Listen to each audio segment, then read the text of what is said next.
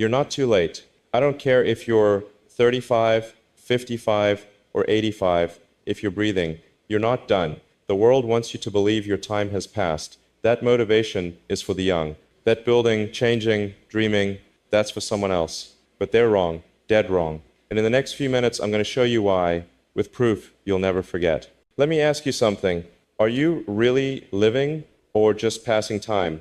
Because what I'm about to share could reignite something inside you that's been waiting decades. Stay with me, and by the end, you won't just be motivated, you'll be fully recharged to live your next chapter with more energy, clarity, and purpose than ever before. By the way, I want to know where you're listening from. Are you in New York, Melbourne, London? Drop it in the comments right now.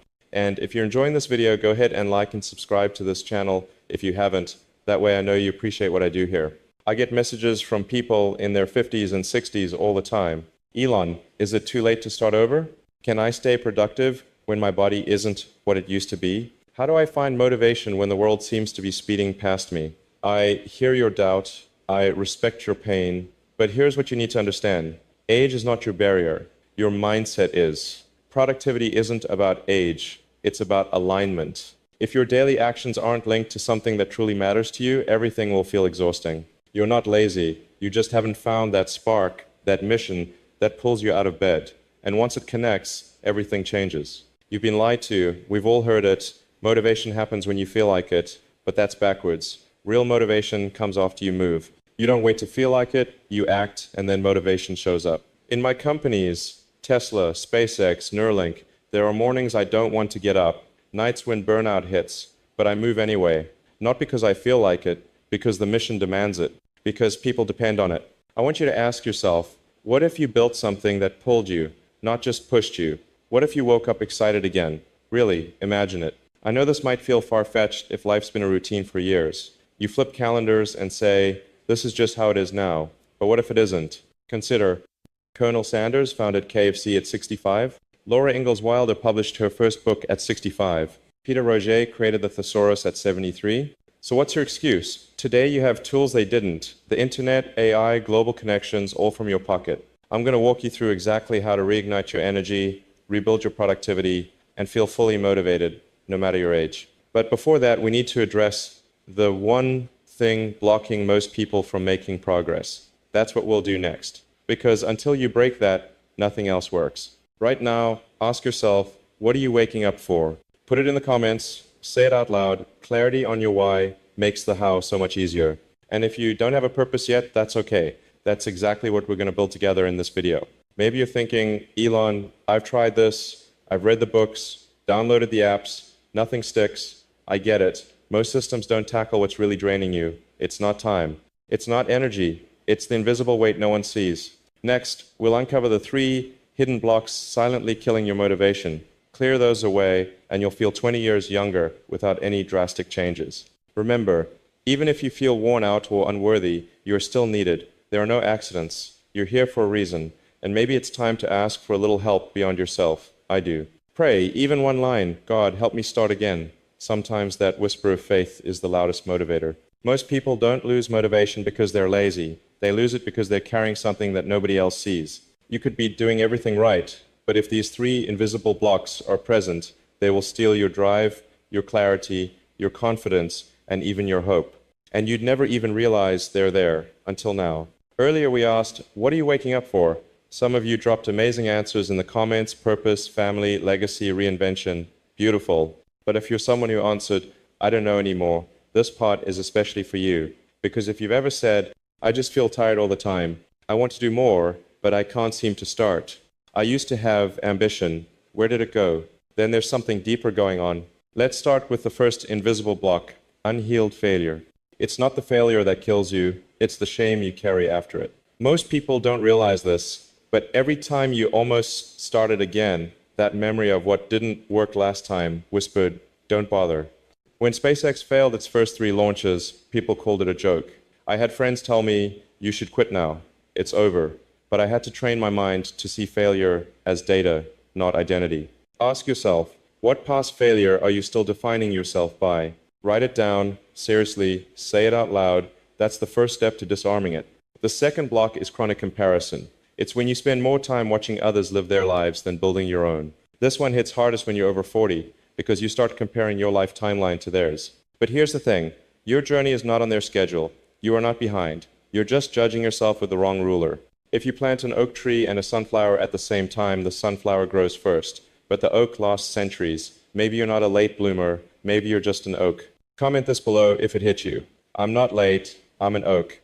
Let's flood this video with people who are done comparing timelines. The third block is one most people never talk about. I call it emotional fatigue. It's not physical exhaustion, it's the heaviness of decades of holding in frustration, disappointment, and unspoken dreams. Some of you have sacrificed everything for your families, and now you feel empty, like you missed your own story. Some of you gave your best years to a job, and now they don't even remember your name. I see you. But listen to me, you are not done, you are not broken, you are not too old to be new. There's a man named Ray Kroc, sold milkshake machines. He was 52 when he discovered McDonald's, completely rebuilt his life, completely rewrote the story. So, no, you're not too late, you're just still carrying too much, and it's not your fault, but it is your responsibility to let go. Next, I'll show you how to cut through the noise in your life, the distractions, the mental clutter, the toxic voices, so you can hear your own voice again. I'm going to give you one simple tool that will instantly clarify your next step.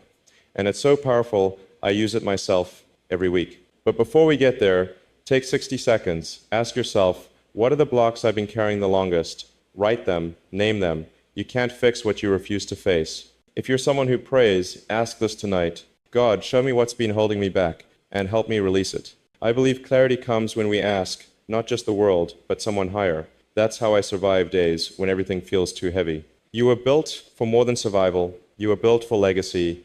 And your next chapter starts with what you decide to leave behind today. I'm going to show you one powerful clarity tool I've used weekly, even during SpaceX launches and Tesla product cycles. But first, let's fix what's hijacking your attention. Let's be real.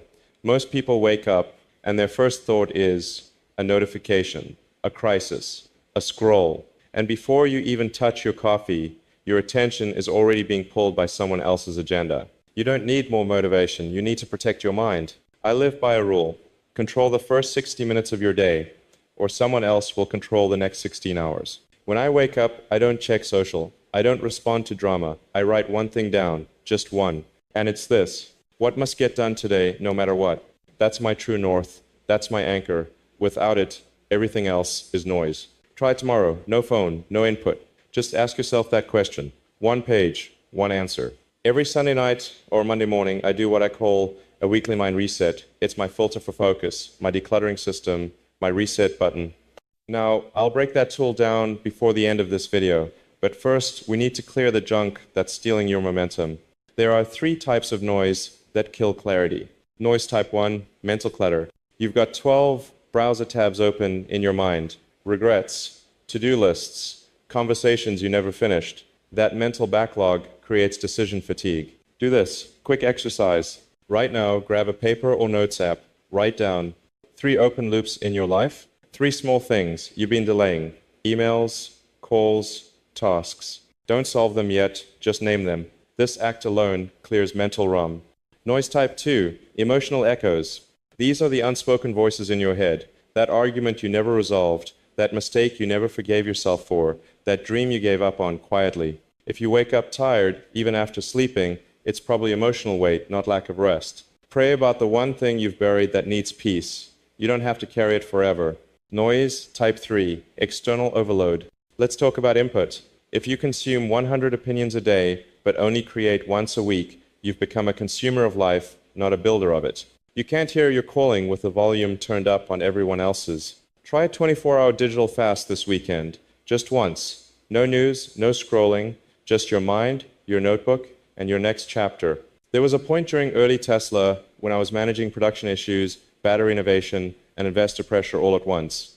I get hundreds of emails a day. I had to carve out 2 hours a day, no meetings, no calls, just deep thought. I protected those hours like my life depended on them, because it did.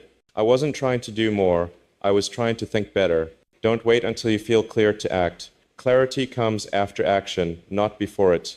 You don't need motivation to start, You need momentum. That's it. Write it down, say it, use it this week. Every time you hesitate, whisper it. Next, I'm going to show you how to reset your inner drive, even if you haven't felt inspired in years. And it starts with one simple question that will completely reframe how you see your time, your energy, and your life. It's a question I ask myself every single Monday. When I stopped asking it, I burned out. When I started again, I rebuilt SpaceX's mission from the ground up. You don't want to miss this. Tell me in the comments, what is one distraction you're finally ready to shut off? What open loop are you committing to close this week? Don't just watch me talk about this. This isn't a podcast. It's your turning point. Burnout doesn't always look like exhaustion. Sometimes it looks like waking up and feeling nothing. No spark, no drive. You're scrolling through life, not building it. There was a point where even I questioned if I had anything left to give.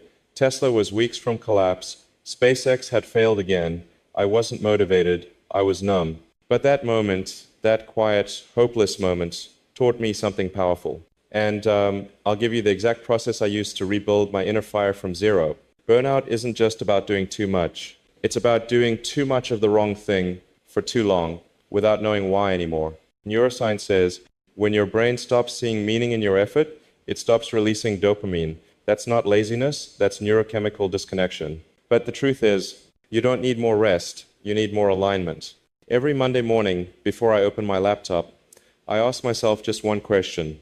If this week were my last, would I still choose to build what I'm building? If the answer is yes, I keep going. If the answer is no, for too many weeks in a row, I know I'm drifting. Write it down, ask it every Monday, let it scare you. That's how you course correct. December 2008, Tesla was broke. SpaceX had failed its third launch. I had to borrow money for rent. Most people think success feels like winning. It doesn't. Sometimes it feels like crawling through broken glass, blind and broke, hoping something works. But that month, I sat alone with a notebook. I didn't write goals. I didn't write visions. I wrote one sentence. What matters now? Not what I want in 5 years, not what others expect, just what matters now. Take 30 seconds. Don't scroll. Write that down. What matters now? Here's the exact loop I still use when I feel that numbness creeping in. Step 1. Strip the noise. Delete 3 apps. Unsubscribe from 10 things. Say no to 1 meeting. Every yes you give to noise is a no to your mission. Here's a challenge for you. Go to your phone, delete 3 apps after this video. Seriously, you'll thank me by next week. Step 2. Reclaim 30 minutes. Find 30 minutes this week, early morning or late night. Turn off everything. And just think, no podcast, no music, just paper and thought, because clarity doesn't come from input, it comes from space. Neuroscience shows your brain's default mode network. The part responsible for deep insights only activates during mental stillness. Silence isn't wasted time, it's download mode. Step 3. Micro commitment to meaning. Pick one action this week that moves you toward what matters. Just one. It could be emailing that investor, finishing that prototype, calling your mom, doesn't matter. As long as it matters to you, retain this phrase. Small aligned actions beat massive, meaningless effort. Say it again. Small aligned actions beat massive, meaningless effort. People say, I don't feel like it today. Elon doesn't either. The difference? I don't wait for motivation. I build frictionless starts. Example, I don't say, I'll write for 3 hours. I say, open the document, write 1 paragraph. That's it. Then momentum takes over. You don't have a motivation problem. You have a start problem. Fix the start, and the fire returns. I have a personal rule. If I feel stuck for more than 3 days, I must create something, even if it's bad. A sketch, a concept, a prototype, it doesn't matter, because the act of creating reactivates belief. This week, create something, anything, and share it with no expectation. Do it to feel alive again. Next, I'm going to show you the exact system I've used quietly to reset my mind when things get overwhelming. I don't give it a fancy name, but it works. It only takes 20 minutes. It clears decision fatigue, removes doubt, and gives instant clarity. It's the same kind of mental clarity I needed the week before the Falcon 9 launch, the week we built the first Model S prototype, and the week I almost gave up. When it all felt too heavy, this helped me keep going. I'll show you how. In the comments, tell me honestly, what drains your drive the most right now? What one small action could reconnect you with what matters this week? You don't need a new life. You need a new way of seeing the one you already have. You don't need more time. You need less mental clutter. You think you're stuck because you're overwhelmed. You're not. You're stuck because you're making 1,000 micro decisions every day, most of them meaningless. And every micro decision burns energy that should have been spent building your future. I learned that the hard way, right before SpaceX's fourth launch. We were 6 days away from launch. Everyone was tense. And me? I couldn't think straight. I was reacting, not leading. Emails, staff, investors, lawyers. Every hour felt like chaos. And one night, I found myself just staring at the wall, blank. That night, I wrote down this line. If I don't create mental space, I'll destroy everything I'm building. That's when I designed the weekly mind reset. And it changed everything. Your brain only has a limited number of focused decisions it can make per day, about 100 to 120 good ones. After that, you default to habits or distractions. Meaning, if your brain is busy deciding what to wear, what email to answer, what notification to tap, then it's not building rockets, or companies, or your future. Greatness isn't blocked by lack of effort, it's blocked by cognitive junk. Here's the exact process I do every Sunday night or Monday morning. It takes 20 minutes, but it buys me back dozens of hours of clarity. Step 1, the mental load dump, 5 minutes. Grab paper or your phone. Timer on for 5 minutes. No structure. Just write every open loop in your head. Calls you're avoiding, projects you didn't finish, emails you regret not answering, things you're anxious about, that voice in your head saying you're behind. By naming it, you shrink it. The brain sees uncertainty as threat, but once written, the threat becomes a task, and tasks can be handled. Step 2, the 3-bucket sort, 7 minutes. Look at your list. Now split everything into 3 buckets. 1, mental trash, stuff that doesn't matter anymore. Cross it out. 2, delayed tasks. Schedule it. Not now. 3, action this week. What truly matters in the next 7 days? If a task isn't mission critical, it's noise. Noise delays liftoff. This step alone cuts my list down by 70% every single week. Step 3, the one-line focus, 3 minutes. Simplify powerfully. Write 1 sentence. If I only accomplish this one thing this week, I will feel aligned and powerful. That's your compass. Everything else is optional. The brain seeks completion, not complexity. Step 4, energy map, 5 minutes. Rate these 5 areas, 1 to 10. Sleep, nutrition, movement, focus time, connection with people who fuel you. Then ask, which one of these, if improved by just 20%, would double my clarity?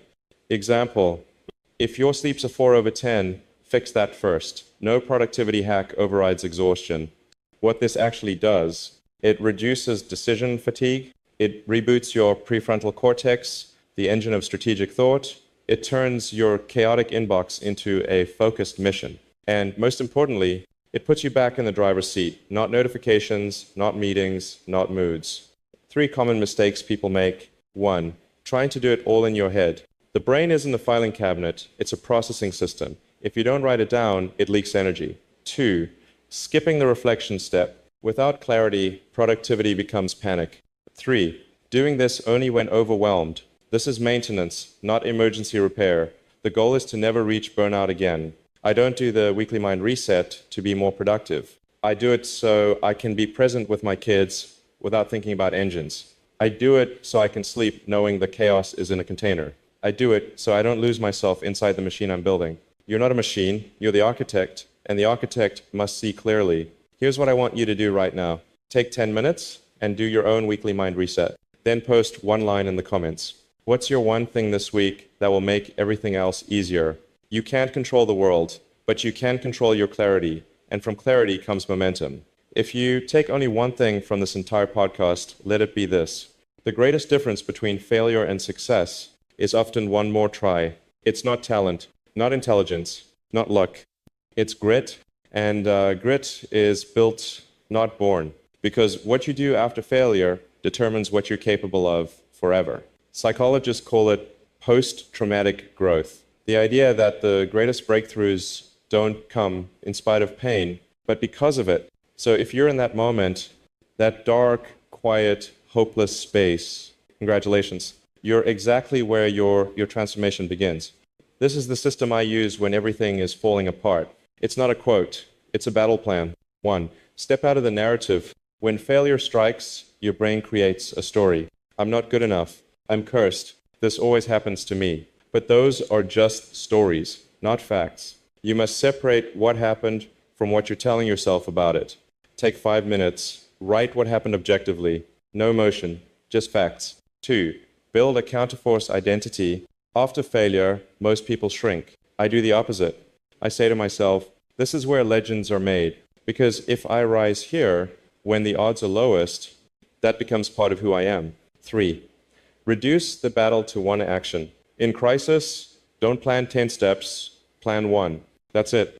Make the call. Send the email, get the sleep, write the page, launch the prototype. Courage is built in milliseconds. Choose the next action, not the perfect one. And if you've come this far, then I know one thing about you. You're not here to play small. You're not here to live a comfortable life. You're here to build something that outlives you. And that means you can't quit. Not now. People look at Tesla and SpaceX today and think, wow, it must be nice. But they don't see the sleeping on factory floors, the panic attacks, the weekends lost, the near bankruptcy. The weight of knowing everyone is betting on your failure. They only see the end. But let me tell you the truth. The greatest things I've ever built were born in the wreckage of the moments I almost gave up. If you're in a storm right now, good. That's the price of building something that lasts. So here's your final challenge. 1. Decide what matters more, your mission or your fear.